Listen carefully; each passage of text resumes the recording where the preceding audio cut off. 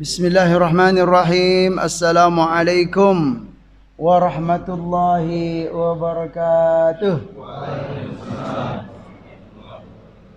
Alhamdulillahirabbil alamin. Nahmaduka Allahumma ala ni'amin yu'dinul hamdu bizdiyadiha. Wa nusalli wa nusallimu ala nabiyyika Muhammadin hadil ummati lirasyadiha. Wa ala alihi wa sahbihi ma qamatit turus was sutur. Li'uyunil alfadhi maqama bayadiha wa sawadiha. Wa ashhadu an la ilaha illallah wahdahu la syarika lah. Wa ashhadu anna Muhammadan abduhu wa rasuluh la nabiyya ba'd. Allahumma salli wa sallim wa barik ala nabiyyina Muhammad wa ala alihi wa sahbihi ajma'in. Amma ba'du, faqala Allah ta'ala fil Qur'anil Karim. A'udzu billahi minasy syaithanir rajim. Bismillahirrahmanirrahim. Fata'ala Allahul malikul haqq wa la ta'jal bil Qur'ani min qabli an yuqda ilayka wahyuhu wa qur rabbi zidni ilma wa qur rabbi zidni ilma. Wa qala aidan qul huwallahu ahad Allahus samad lam yalid wa lam yulad wa lam yakul lahu kufuwan ahad. Shadaqallahul azim. Jamaah sekalian yang dimuliakan Allah Subhanahu wa taala, mari kita meningkatkan ketakwaan dan rasa syukur kehadirat Allah Subhanahu wa taala atas segala nikmat yang telah dikaruniakannya kepada kita, kepada kedua orang tua kita dan kepada seluruh hamba yang kita sayangi dalam hidup ini. Salawat dan salam semoga selalu disampaikan oleh Allah kepada baginda Nabi Muhammad sallallahu alaihi wasallam. Allahumma salli wa sallim wa barik ala nabiyyina Muhammad wa ala alihi wa sahbihi ajma'in. Baiklah, hari ini kita bisa bertemu kembali dengan izin Allah Subhanahu wa taala. Saya senang, saya berbahagia kita bisa menghadiri majelis ilmu. Semoga kita hari ke hari, masa ke masa, semakin kenal dengan Allah Subhanahu wa taala, semakin tunduk dengan Allah Subhanahu wa taala, semakin berbahagia hati ini mau beribadah kepada Allah Subhanahu wa taala. Karena memang di antara tujuan kita diciptakan oleh Allah, apa Pak? Ibu, wa ma khalaqtul jinna wal insa illa liya'budun ma uridu minhum min rizqi wa ma uridu ay yut'imun. Wa ma khalaqtul jinna wal insa illa liya'budun. Tidak, aku ciptakan jin dan manusia itu kecuali illa liya'buduni, untuk beribadah kepadaku. Berarti tujuan kita diciptakan oleh Allah, tujuan kita dihadirkan oleh Allah ke dunia ini untuk beribadah. Itu kata-kata itu sebenarnya berat, Pak. Kita diciptakan, kita dihadirkan oleh Allah Subhanahu wa taala ke dunia ini. Jadi kita hadir ke dunia ini bukan karena keinginan orang tua kita. Subhanallah. Mungkin ada sebagian kita, sebagian hamba punya pemikiran atau punya pemahaman, saya hadir ke dunia ini karena kehendak dari orang tua kita. Tidak, sungguh tidak, Pak. Banyak orang tua yang punya punya keturunan, punya anak, tetapi Allah belum mengizinkan untuk menghadirkannya. Itulah banyak hamba, tetapi ternyata kita yang dihadirkan oleh Allah Subhanahu wa taala. Jadi kita ini ada di dunia ini atas kehendak dan izin dan ridho Allah Subhanahu wa taala, bukan karena siapa-siapa. Gitu loh. Bukan karena siapa-siapa, tetapi karena izin dan ridho Allah Subhanahu wa taala. Dari itu sangat wajar kita harus mengenal Allah Subhanahu wa taala, mau beribadah kepada Allah Subhanahu wa taala. Aku tidak menciptakan jin dan manusia kecuali untuk beribadah kepadaku. Berarti tujuan hidup yang pertama itu perlu kita kuatkan untuk beribadah. Untuk beribadah kepada Allah, bukan untuk cari pekerjaan, Pak. Hidup dunia ini bukan untuk cari pekerjaan. Ya Allah, bukan untuk meniti karir. Bukan, tujuan pertamanya itu bukan la ilaha illallah, untuk beribadah kepada Allah. Nah, kalaupun yang lain itu Itu apa istilahnya? Kemudahan dari Allah Subhanahu wa taala. Kita diberi ini ya, kita bisa dapat ini, itu kemudahan ya, kemudahan dari Allah Subhanahu wa taala. Maka bersyukurlah hamba yang mau beribadah kepada Allah dan bisa beribadah kepada Allah Subhanahu wa taala. Iya, Masya Allah.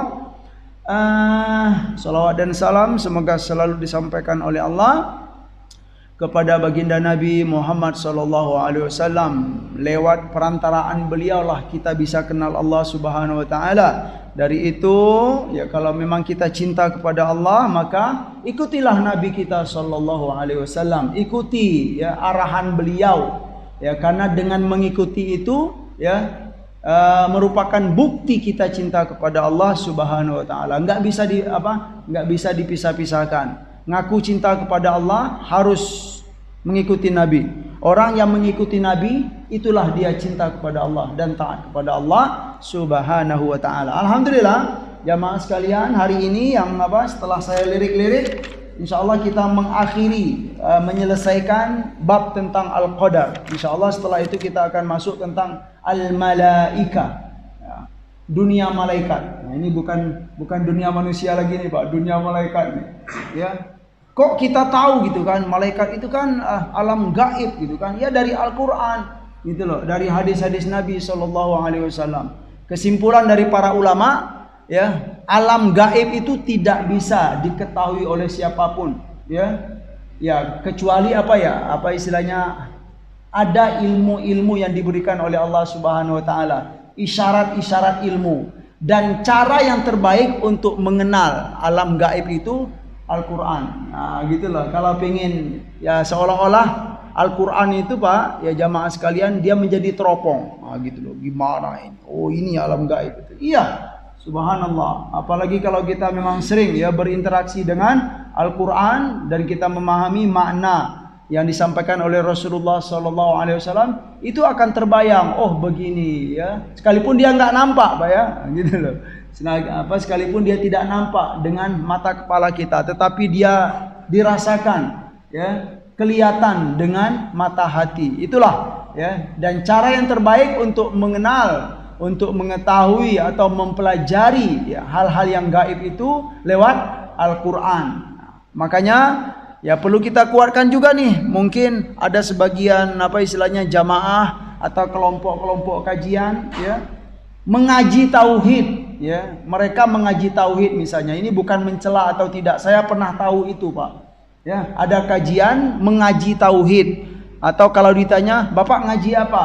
Kita mengaji tentang tauhid. Dalam kajian itu diajarkan mengenal Allah. Tapi ternyata dalam kajian itu tidak pernah dibacakan Al-Qur'an. Enggak pernah dibahas tentang ayat-ayat Allah. Bagaimana belajar tauhid tetapi tanpa Al-Quran gitu? Gimana belajar tauhid? Gitu loh. Mengenal Allah itu lewat Al-Quran ya. Insya Allah itu ya memang begitu ya. Kita dalam Al-Islam itu memang begitu, Pak. Mau nggak mau harus ya berpegang dulu kepada Al-Quran. Nah setelah itu barulah ya, istilahnya tafsiran dari para ulama. Boleh saja, tetapi Al-Quran itu jangan sampai dikesampingkan ya, karena itulah menurut para ulama cara yang terbaik untuk mengenal Allah Subhanahu wa taala dan mempelajari alam-alam gaib. Baiklah.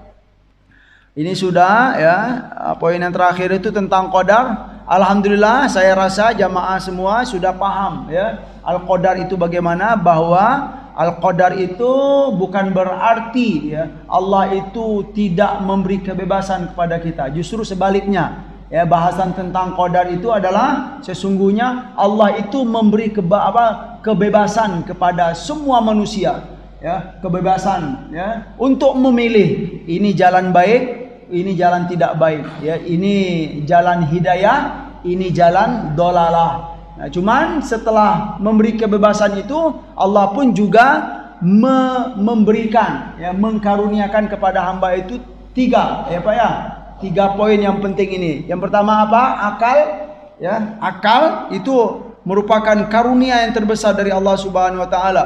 Ya, dalam Dalam memilih jalan hidayah atau jalan dolalah tersebut. Ya. Sebentar, yang terakhir itu sampai di sini. Ya. Jadi yang pertama apa? Akal. Ya, penting sekali. Karena dengan akal itulah jemaah sekalian sebagai pembeda kita diminta pertanggungjawaban oleh Allah di akhirat dan tidak. Nah, ya, orang yang tidak berakal di akhirat nanti diminta pertanggungjawaban enggak, Pak? Enggak, Pak. Nah, kenapa kita dimintakan pertanggungjawaban? Karena kita diberi akal oleh Allah. Kita itu sehat, ya, tahu, bisa. Nah, gitu. Yang pertama, jadi akal itu sangat penting sekali, ya. Anugerah yang terbesar. Yang kedua apa? Kata Said Sabiq dalam kitab ini, al-qudrah. Al-qudrah itu kemampuan untuk melakukan apa yang kita pikirkan, Pak. Nah, kita tahu ini baik. Kamu mampu nggak melakukan ini? Mampu ternyata. Ya, contohnya sholat. Sholat itu mencegah apa? Kemungkaran. Ya, wa aqimis sholata inna sholata tanha anil fahsya'i wal munkar. Waladzikrullahi akbar, ya, kata Allah Subhanahu wa taala dalam surat Al-Ankabut itu, ya. Nah, kita tahu bahwa sholat itu mencegah perbuatan keji dan mungkar. Tahu itu, ya, setelah dipikirkan. Mampu nggak kita melakukan sholat itu, Pak? Ini al-qudrah ini, ya, diberikan oleh Allah Subhanahu wa taala. Kita mampu untuk melakukan menjaga sholat itu, mampu. Nah, tapi misalnya gitu kan, sudah tahu bahwa sholat itu memang perintah Allah Subhanahu wa taala. Kemudian mampu, tapi nggak mau. Ini nanti akan ditanya di akhirat itu. Kenapa kamu nggak mau, gitu kan? Kenapa kamu tidak mau menjaga sholat? Padahal tentang sholat itu sudah kami sampaikan dalam Al-Quran, ya, dalam apa? Lewat pesan-pesan Rasulullah Muhammad SAW. Kenapa, gitu loh? Oh, saya nggak mampu ya Allah. Dari sisi mananya nggak mampu, gitu kan? Cuman begini aja, gitu kan? Kenapa nggak mampu? Oh, saya nggak tahu ya Allah, apa istilahnya, ilmu tentang sholat itu. Kenapa nggak tahu? Gitu loh. Tidakkah apa ada, ya kan, para rasul, para ulama, hamba-hambaku yang soleh, ya, majelis-majelis ilmu selama kamu hidup di dunia, apa nggak ada itu? Kenapa nggak mampu? Nah, ini dipertanyakan. Nah, yang ketiga, anugerah yang terpenting itu apa? Buku pedoman, ya, pedoman hidup, ya. Allah telah memberikan apa? Al-Quran dan Rasulullah sebagai apa? Karunia yang terbesar dalam hidup ini. Jadi tiga, akal, kemudian qudrah, kemudian manhaj istilahnya. Manhaj itu adalah pegangan. Bingung-bingung dalam hidup ini, Pak, buka Al-Quran, gitu loh. Bingung-bingung, resah-resah dalam hidup ini, gelisah dan apa, buka Al-Quran. Ya, jangan buka yang lain dulu, gitu loh. Oh, langsung searching gitu kan. Gitu-gitu. Iya, ya, silakan searching gitu. Tapi apa istilahnya? Carilah dulu gitu, sumber yang permanen, yang tidak diragukan lagi. Itu cara yang terbaik. Itu karunia yang terpenting sekali, jemaah sekalian yang dimuliakan oleh Allah Subhanahu wa taala. Jadi antara kehendak Allah dan keinginan hamba, jika Allah memberikan kebebasan dan pilihan kepada hamba, lalu apa artinya firman Allah Subhanahu wa taala? Nah, ini juga perlu dipahami. Iya, ya. Kita mendapatkan bahwa Allah Subhanahu wa taala telah memberi apa? Memberi kebebasan, tapi kok, ya, banyak dalam firman Allah nih. Di antaranya, liman syaa'a minkum ayyastaqim wa ma tasyauna illa ayyasha Allahu rabbul alamin, ya. Ya, tidaklah liman syaa'a minkum ayyastaqim, bagi orang-orang yang menginginkan dari kalian ayyastaqim, untuk lurus, ya. Wa ma tasyauna illa ayyasha Allah rabbul alamin, ya. Dan tidaklah mereka berkehendak kecuali, ya, jika Allah berkehendak. Artinya ayat ini seolah-olah manusia itu nggak bisa apa-apa, ya, kecuali Allah berkehendak, ya, gitu loh. Sebanyak apapun rencana dan planning kita, kalau tidak dikehendaki oleh Allah, tidak berlaku, ya. Ayat ini kalau dipahami sepintas jemaah sekalian, seolah-olah iya, Allah itu tidak memberi kebebasan. Tetapi sebenarnya begini, maksudnya adalah, ya, sesungguhnya manusia itu tidak dapat berkehendak kecuali dalam batas kehendak Allah, ya. Jadi semua kehendak kita itu apa? Berada dalam batas kehendak Allah. Jadi kehendak manusia itu bukanlah kehendak yang terpisah dari kehendak Allah sebenarnya. Ya, bukanlah kehendak yang terpisah dari kehendak Allah. Dan Allah telah menghendaki, nah itu dia. Allah telah menghendaki manusia untuk memilih salah satu dari dua jalan. Ya, jalan apa itu? Jalan hidayah dan jalan dolalah. Ya, hidayah itu adalah jalan petunjuk, dolalah itu adalah jalan kesesatan. Tolong juga jamaah sekalian, di saat kita menyampaikan istilah ini, ada hidayah, ada dolalah, ya. Kok ada jangan pakai dolalah, jangan pakai dolalah ya Ustaz gitu. Itu enggak bagus bahasanya. Itu bukan bahasa enggak bagus. Ya, bahasa yang sudah permanen yang enggak bisa yang enggak bisa diramah-ramahkan, Pak, gitu. Ya, agar apa? Agar manusia itu tahu bahwa dalam kehidupan ini ada jalan baik, ada jalan buruk gitu loh. Biar tahu ada jalan hidayah, ada jalan dolalah gitu loh. Ada jalan ke surga, ada jalan ke neraka. Oh Ustaz, jangan disebut-sebut neraka itu gitu kan. Enggak baik itu, kurang sopan. Bukan itu, ya, untuk mengetahui, jangan sampai hamba itu tidak tahu. Nah, itu maksudnya. Ada yang beriman, ada yang tidak. Dan tidak beriman dalam hidup ini, Pak. Ya, kalau istilah dalam Al-Qur'an dan hadis itu ada mukmin, ada kafir. Memang itu ya istilahnya, ya. Agar apa? Ini bukan mencela untuk meremehkan yang belum beriman, tidak, tetapi untuk menginformasikan gitu loh, bahwa inilah yang ada dalam kehidupan ini. Nah, kita mau pilih yang mana gitu loh. Mau pilih yang mana itu terserah. Ya, semuanya diberi kebebasan oleh Allah Subhanahu wa taala. Dan Allah telah menghendaki insan untuk memilih salah satu dari dua jalan, yaitu jalan hidayah dan jalan dolalah, baik dan buruk. Jika ia memilih jalan yang pertama, ini pemahaman yang penting, Pak, ya. Jika ia memilih jalan yang pertama, yaitu jalan hidayah misalnya, maka ia sesungguhnya berada dalam kehendak ilahi. Dan apabila ia memilih jalan kedua, ini Pak, sengaja memilih ini, ya, sengaja memilih, ya, aku memilih jalan kesesatan, maka ya yang kedua, ia pun pada hakikatnya masih berada dalam kehendak ilahi, gitu loh. Karena kehendak manusia itu tidak lepas dari tidak keluar dari batas kehendak Allah, ya. Jika kita milih jalan hidayah, iya berarti kita berada di jalan dalam kehendak siapa? Allah Subhanahu wa taala. Jikapun kita memilih jalan dolalah, ya, jalan yang buruk, ya, maka seorang hamba itu pun juga masih berada dalam kehendak Allah. Tetapi itu catatan, Pak, ya. Iya, dia masih berada dalam kehendak Allah, tetapi atas dasar pilihan dia yang memilih. Gitu loh. Dia yang memilih, bukan Allah Subhanahu wa taala. Kita kuatkan, ya. Ya. Ini juga yudillu may yasha wa yahdi may yasha. Allah menyesatkan hamba yang Ia kehendaki dan dengan penyesatannya, dan memberikan hidayah dengan hidayahnya. Jika begitu berarti manusia tidak ada pilihan dan kebebasan. Sebenarnya ini dia poin yang penting juga. Sebenarnya gitu kan, hidayah dan kesesatan itu adalah hasil dari sebuah muqaddimah.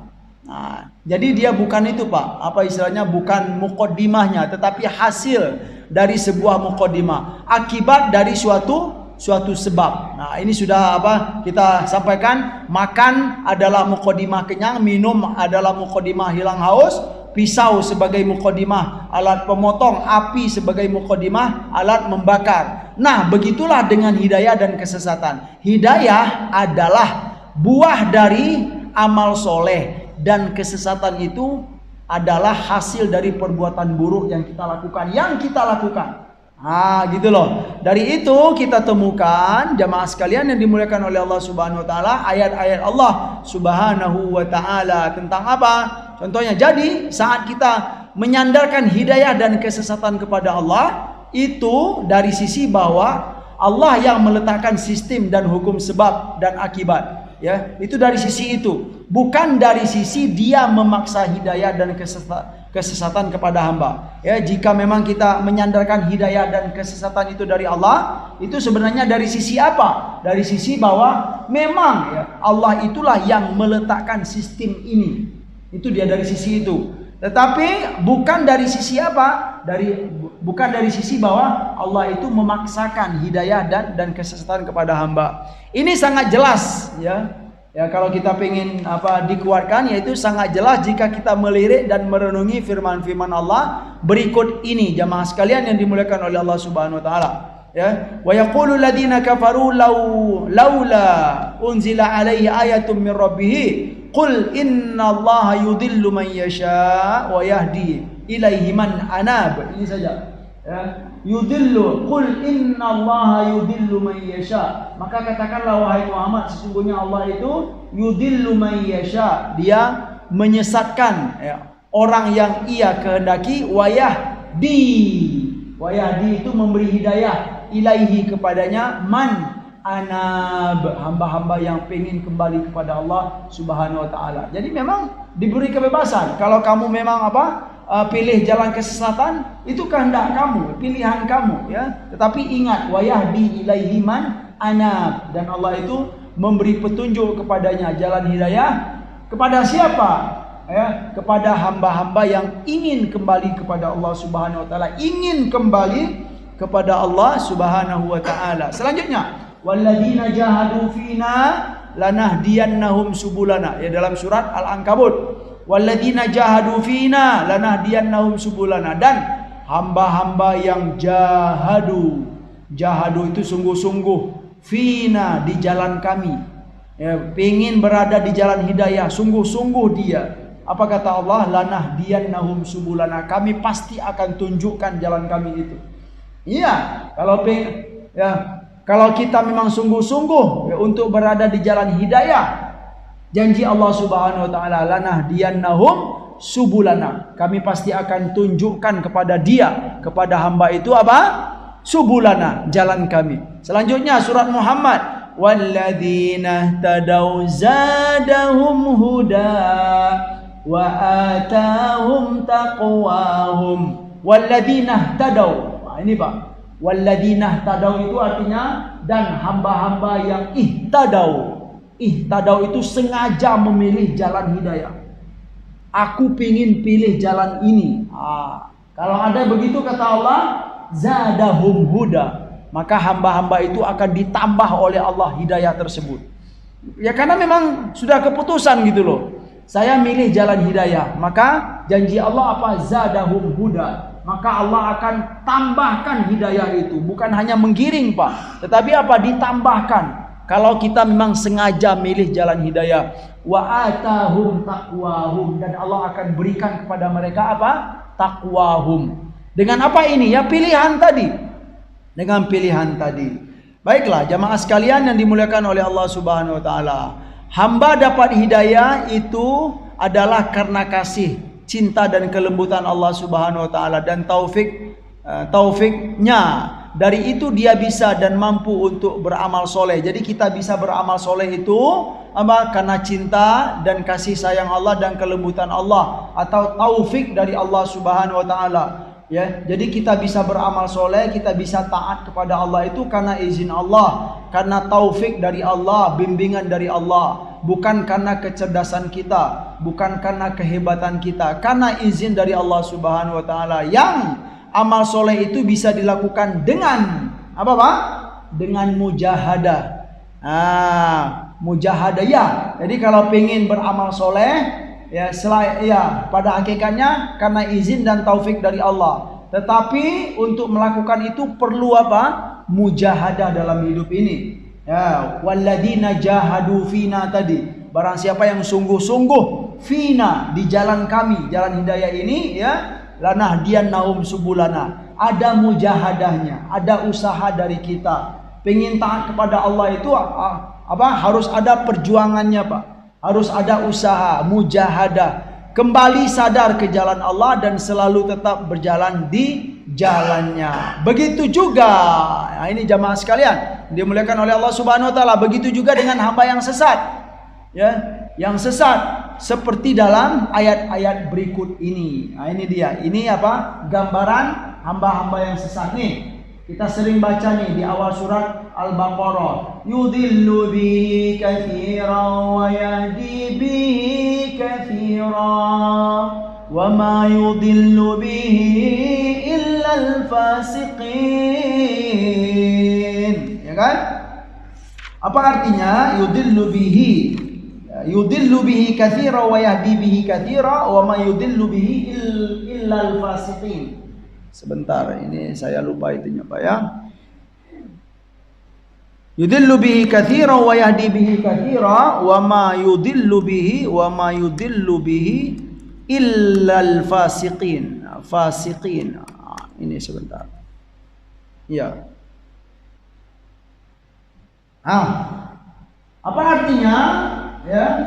Yudillu bihi katsiran wa yahdi bihi katsiran, dan Allah itu menyesatkan. Ya, bihi itu dengan apa? Kalau makna ayat sebelumnya dengan perumpamaan yang diberikan oleh Allah Subhanahu wa taala dalam Al-Qur'an. Wa yahdi bihi katsiran, dan dia pun juga memberi hidayah. Ya, dengan perumpamaan itu banyak hamba yang diberi hidayah dan banyak juga hamba yang disesatkan oleh Allah Subhanahu wa taala. Ini kalau kita baca dan ini saja Pak, berarti memang nggak ada pilihan. Ya Pak ya? Berarti kita dipaksa dong. Kita disesatkan oleh Allah, kita diberi hidayah oleh Allah. Tetapi untuk memahaminya ini Pak dilanjutkan. Nah, ini ya. Dilanjutkan dengan ayat setelahnya itu Pak. Jangan hanya batas itu saja. Wa ma yudillu bihi, itu dia ya. Apa maksudnya? Wa ma yudillu bihi illal fasiqin. Dan ketahuilah ya Pak ya, Allah itu tidak menyesatkan ya dengan perumpamaan pelajaran-pelajaran yang ada dalam Al-Qur'an illal fasiqina. Ini fasiqin ya Bapak, kecuali hamba-hamba yang fasik. Dalam tafsirannya itu, kenapa hamba ini sesat ya atau disesatkan oleh Allah bahasanya gitu kan. Kenapa? Ya, maknanya sebenarnya adalah mereka itulah yang memilih dahulu jalan kesesatan. Nah, jalan kefasikan. Karena kefasikan mereka itulah Allah sesatkan mereka, Pak. Ya. Fasaku ya, dalam tafsirannya itu fasaku ya. Fa'adallahumullahu bifusqihim. Nah, jadi hamba itu sebenarnya mereka dulu yang berbuat kefasikan. Fasaku fa'adallahumullahu bifusqihim. Itu makna ini, Pak ya. Jadi jangan dikira enggak cukup dengan ini saja gitu ya. Yudillu bihi katsira wa yahdi bihi katsira. Stop di situ, jangan. Kalau stop di situ saja, betul kita pahami ya. Allah itu menyesatkan dan Allah itu memberi hidayah. Tetapi ingat lanjutannya, wa ma yudillu bihi, dan Allah itu tidak menyesatkan ya dengan Al-Qur'an tersebut, dengan perumpamaan-perumpamaan yang ada dalam Al-Qur'an. Dan Allah itu tidak menyesatkan illal fasiqina, kecuali Pak? Hamba-hamba yang fasik atau memilih jalan kefasikan. Makanya dalam tafsirnya itu fasaku, hamba itu berbuat fasik, fa'adallahumullahu bifusqihim, lalu Allah menyesatkan mereka dengan kefasikan itu. Dengan kefasikan itulah Allah menyesatkan mereka. Bukan Allah yang menginginkan kesesatan bagi mereka, tapi mereka yang milih kefasikan. Fasik itu apa Pak? Al-khuruju anit ta'ah maknanya Pak. Ya, makna fasik itu orangnya. Ya, kalau kita lihat dari sisi bahasa ya, kalau fasikin itu orangnya. Kalau kefasikan al-fusqu. Fusqu ya. Fusqun itu adalah kefasikan. Jadi memang hamba itulah yang memilih untuk berbuat fasik dahulu. Karena pilihannya itulah lalu Allah sesatkan. Jangan dikira kamu sesat kata Allah, kamu dapat hidayah, nggak milih, nggak bisa dapat pilihan, bukan begitu, ya. Tetapi Allah menyesatkan itu karena pilihan seorang hamba, saya milih jalan kefasikan. Nah, karena keputusan itulah lalu Allah menyesatkan mereka. Wa ma yudillu bihi illal fasiqin. Ya, selanjutnya dalam surat Ibrahim, yuthabbitullahu alladhina amanu bil qawli tsabiti fil hayati dunya wa fil akhirah wa yudhillullahu adh-dhalimin wa yaf'alullahu ma yasha. Ya, wa yaf'alullahu ma yasha. Sebentar ya, nah itu dia. Wa yudhillullahu adh-dhalimin wa yaf'alullahu ma yasha. Nih, yuthabbitullahu alladhina amanu bil qawli tsabiti. Yuthabbitu itu adalah Allah menetapkan, Allah mengokohkan, ya, alladzina amanu, orang-orang yang beriman. Dengan apa dikokohkan oleh Allah? Bil qawli tsabiti. Qawli tsabiti itu Pak, perkataan yang kokoh, yang apa ya? Yang tetap. Artinya maknanya kalau dalam kitab tafsir yaitu apa? Kalimat tauhid. La ilaha illallah. Ya, setiap hamba yang meyakini la ilaha illallah dalam hidup ini, atau kalimat dua kalimat syahadat asyhadu an la ilaha illallah wa anna muhammadar rasulullah, itulah maknanya Allah akan kuatkan mereka dengan perkataan yang kuat, yang kokoh. Kapan? Di mana? Fil hayatid dunya wa fil akhirah. Selama di dunia dan di akhirat. Itu juga dipahami oleh para ulama.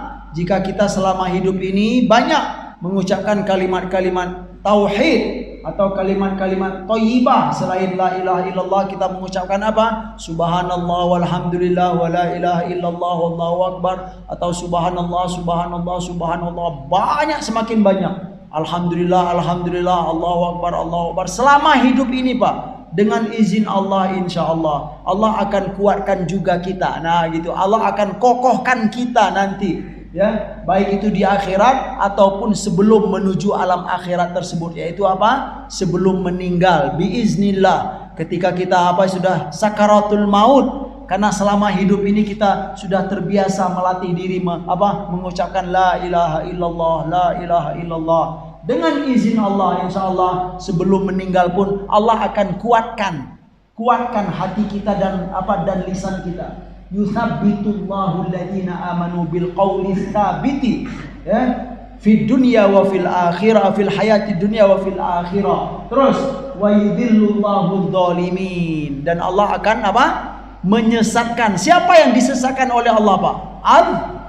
Adh-dhalimin. Yang disesatkan oleh Allah itu dalam ayat ini siapa? Adh-dhalimin. Dhalimin itu adalah orang yang berbuat kezaliman, ya, orang yang soleh, hamba yang taat, insya Allah tidak disesatkan oleh Allah. Itu maknanya Pak. Memang ya dalam hidup ini begitu, ya.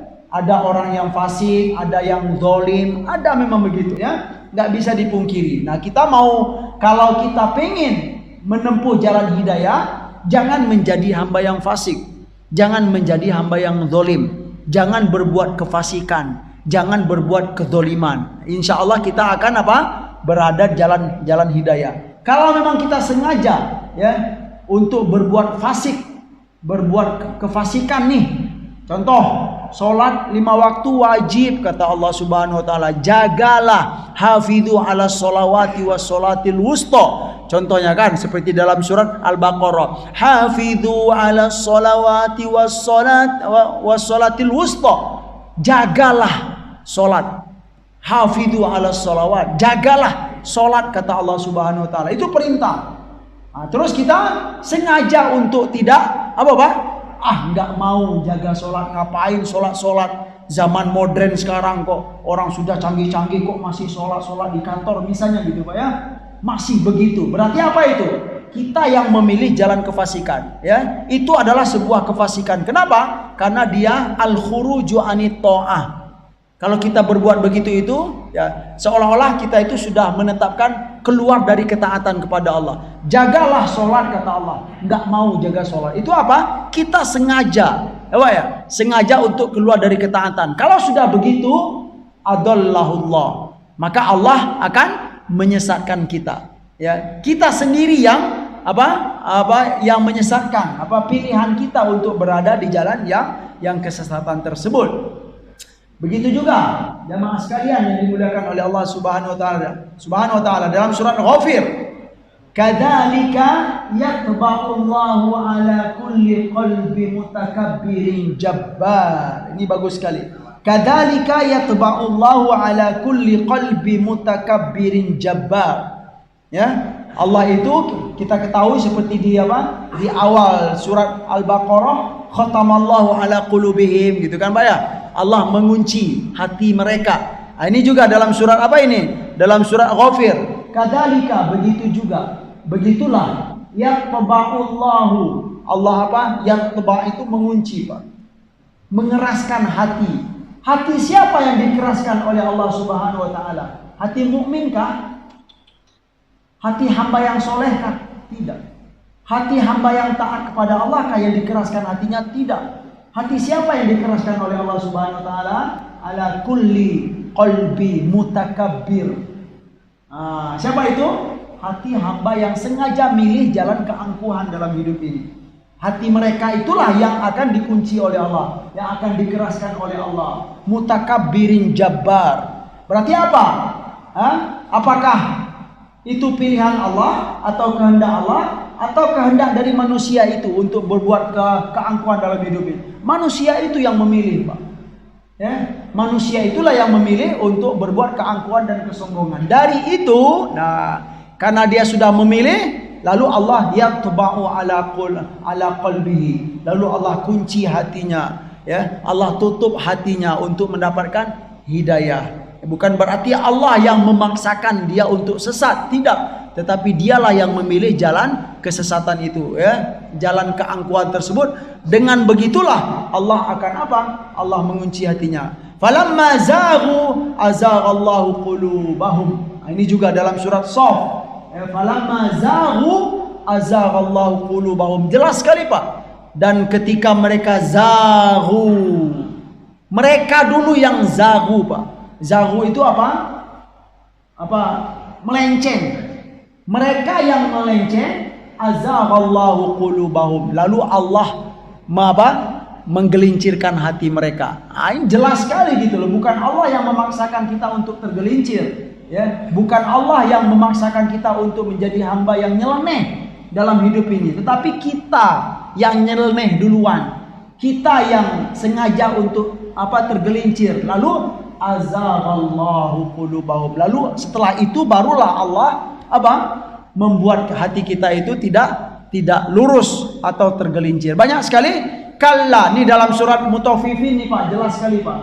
Kalla bal rana ala qulubihim ma kanu yaksibun. Ya. Hati mereka itu tertutup. Atau istilahnya hati mereka itu ada bintik-bintik hitam. Hati mereka itu kotor, kata Allah Subhanahu wa taala. Jadi kotornya hati hamba itu apakah karena kehendak Allah atau paksaan Allah atau kehendak manusia itu, Pak? Hatinya kotor itu.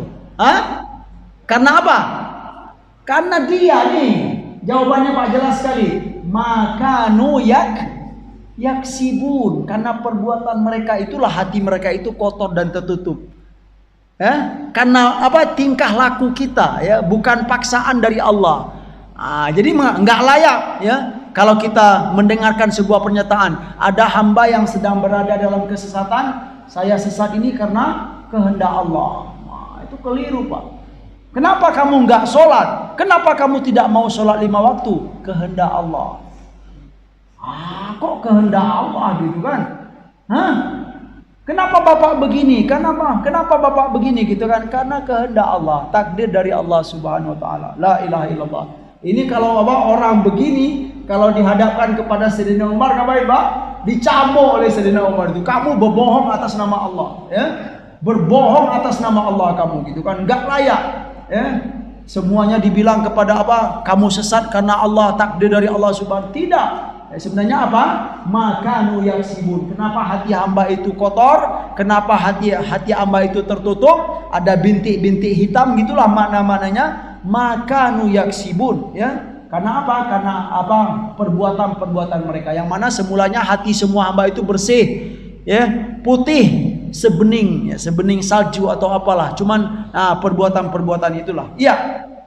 Banyak sekali, alhamdulillah, ya, silakan nanti cek, ya, dalam surat An-Nisa, Mutaffifin juga, surat Shaf dan surat Ghafir. Yang terakhir Ini slide yang terakhir nih Pak, nggak ada lagi Pak ya. Alhamdulillah.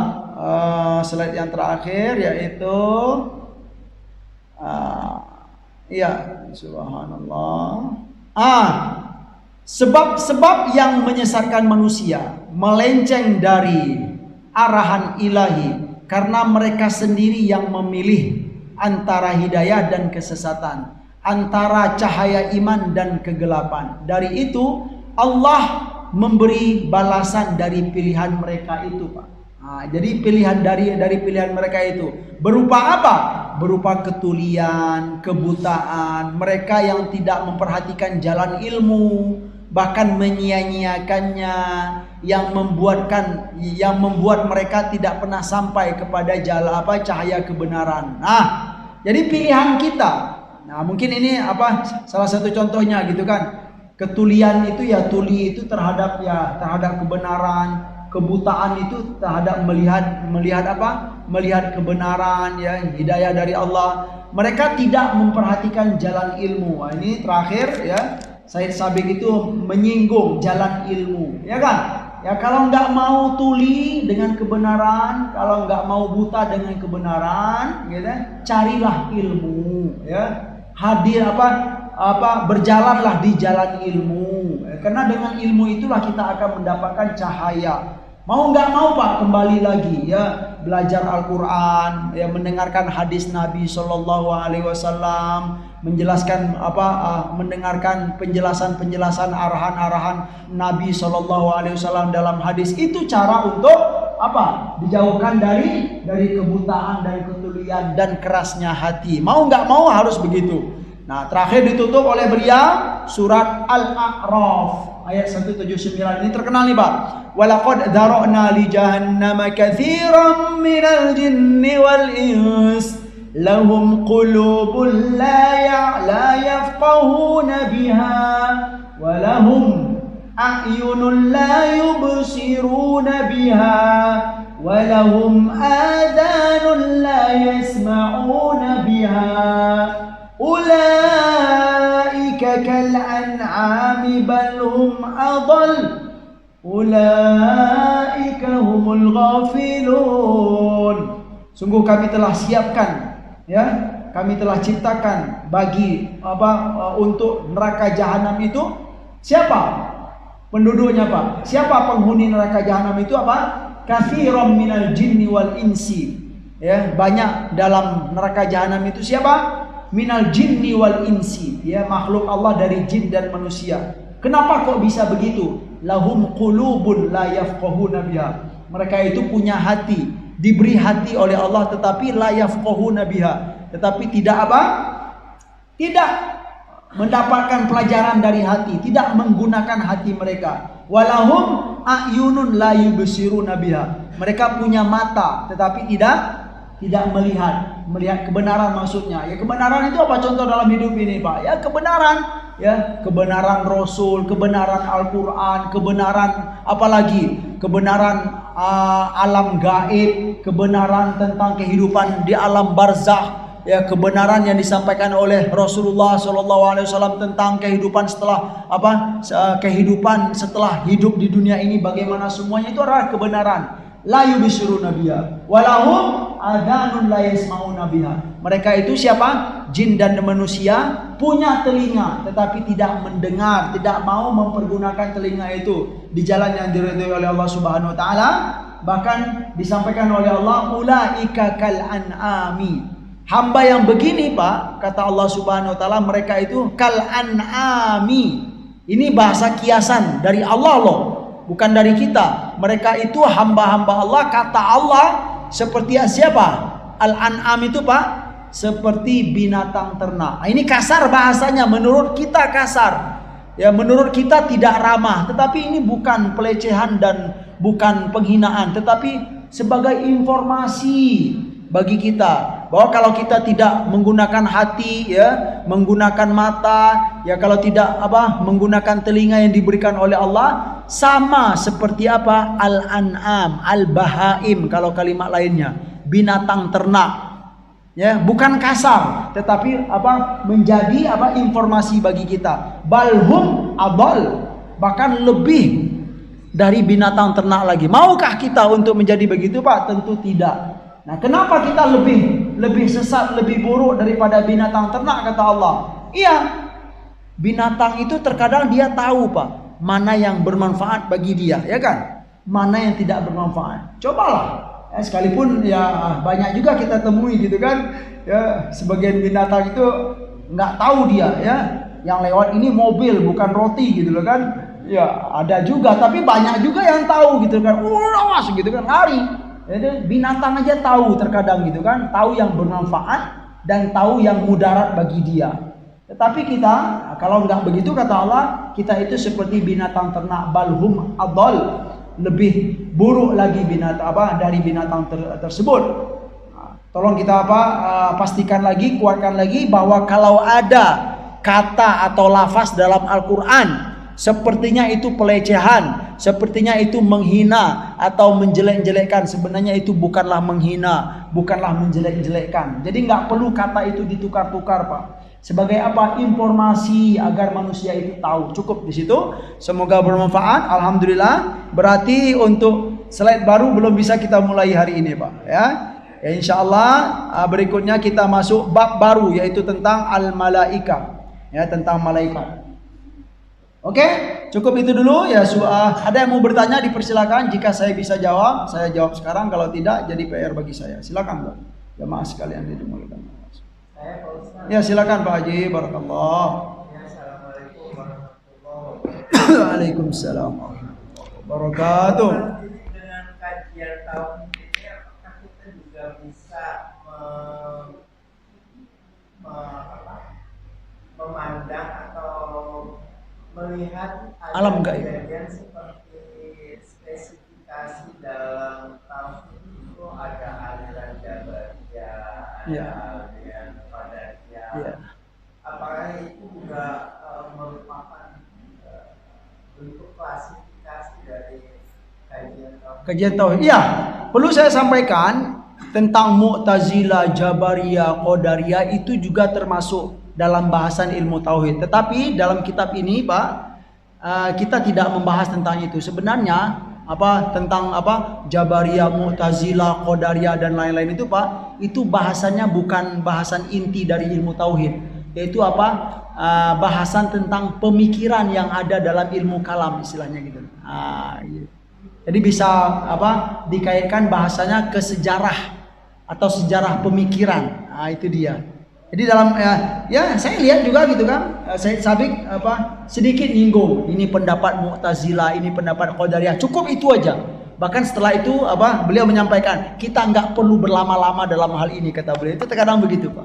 Ya menurut saya bagus sih gitu kan, buku-buku seperti ini. Jadi kita itu yang kita pelajari itu inti dari ilmu tauhid, bukan cabang-cabangnya. Kalau masalah pemikiran-pemikiran dan sejarah-sejarah nanti ke filsafat begini, Pak. Orang Mu'tazilah itu begini, pokoknya begitulah. Nah, menurut saya sih jangan terlalu fokus banyak menghabiskan waktu tentang pemikiran-pemikiran ini, karena memang itu rasanya yang lebih penting itu inti dari ilmu tauhid saja. Berarti aliran pemikiran di luar Said Sabiq ini yang lepas ya. Iya, ada itunya, ada kajian-kajiannya gitu loh. Mu'tazilah itu bagaimana ya, Qadariyah itu bagaimana, Jabariyah itu bagaimana. Nanti istilahnya ada pertanyaan, apakah Mu'tazilah itu termasuk Islam atau tidak, Qadariyah itu termasuk Islam atau tidak. Gitu loh, Jabariyah itu termasuk orang muslim atau tidak gitu loh, Pak ya. Itu bahasannya. Tapi kalau boleh saya singgung sedikit gitu kan, bagaimanapun keadaan pemikiran seorang hamba, baik itu Mu'tazilah atau yang lain-lain gitu kan, tetapi sebaiknya kita merujuk kepada standar kaidah yang sederhana, Pak. Ya, selagi hamba itu mengucapkan la ilaha illallah, ya maka insya Allah dia termasuk masih muslim, masih orang yang beriman. Sekalipun nanti dia ada kekeliruan-kekeliruan ya seperti Mu'tazilah, ada memang bahasan-bahasanya di mana gitu kan istilahnya tergelincirnya Mu'tazilah tersebut misalnya gitu kan. Oh, di poin ini itu kan hal yang istilahnya kalau dalam ilmu dalam ilmu kalam dan dunia para ulama, hal yang wajar ya. Bukan berarti ya apa? Ini salah satu pendapat Pak ya. Ya, salah satu pendapat dari beberapa pendapat bahwa yang mengatakan selagi dia mengucapkan meyakini la ilaha illallah, maka hamba itu masih beriman kepada Allah Subhanahu wa taala. Adapun nanti penyelewengan atau dosa-dosa yang dilakukan itu serahkan saja kepada Allah Subhanahu wa taala. Nah, mungkin ini juga yang berkaitan dengan misalnya ada yang bertanya nih, Syiah itu termasuk Islam enggak? Ya Pak, Syiah itu termasuk Islam atau tidak? Perlu kita sampaikan, ada dua pandangan ulama di sini Pak. Yang pertama yang mengatakan selagi dia mengucapkan la ilaha illallah, mau nggak mau kita harus ya gitu loh. Ada juga yang punya pendapat ya karena perbuatan mereka itu ya gitu kan, atau istilahnya ya perbuatan-perbuatan yang dilakukan, ada yang mengatakan mereka itu sudah keluar dari Islam. Nah, gitu loh. Tapi standarnya bagaimana gitu kan? Kalau saya sih gitu kan. Ya kalau ditanya gitu kan, ya saya lebih dekat kepada yang pertama Pak. Ya, selagi meyakini la ilaha illallah ya, maka dia insya Allah beriman kepada Allah. Layak layak mendapatkan masuk surga. Bagaimana dengan dosa-dosa yang dilakukan? Serahkan kepada Allah Subhanahu wa taala. Itu dosa ya. Dosa tentu harus dapat balasan, itu saja. Ya, karena ada istilah Pak, kita tidak mengkafirkan orang yang mengucapkan la ilaha illallah. Bagaimana kita berani ya kalaupun ada nggak apa-apa ya. Jadi saya sampaikan ya apa yang ada. Ada dua pandangan ya. Ada yang mengatakan masih, ada yang mengatakan tidak lagi karena sengaja berbuat ya. Itu bahasan itu Pak ya, berarti bahasan tentang pemikiran dalam ilmu kalam atau filsafat. Yang jelas dalam kitab ini kita tidak bahas itu ya. Syekh Sabiq bahkan kita nggak perlu berlama-lama dalam bahasan pemikiran-pemikiran tersebut. Oke, cukup sekian. Subhanakallahumma wa bihamdika asyhadu an la ilaha illa anta astaghfiruka wa atubu ilaik. Wa sallallahu ala nabiyyina Muhammad wa ala alihi wa sahbihi wa sallam wa akhiru da'wana anil hamdulillahi rabbil alamin. Wassalamu alaikum warahmatullahi wabarakatuh.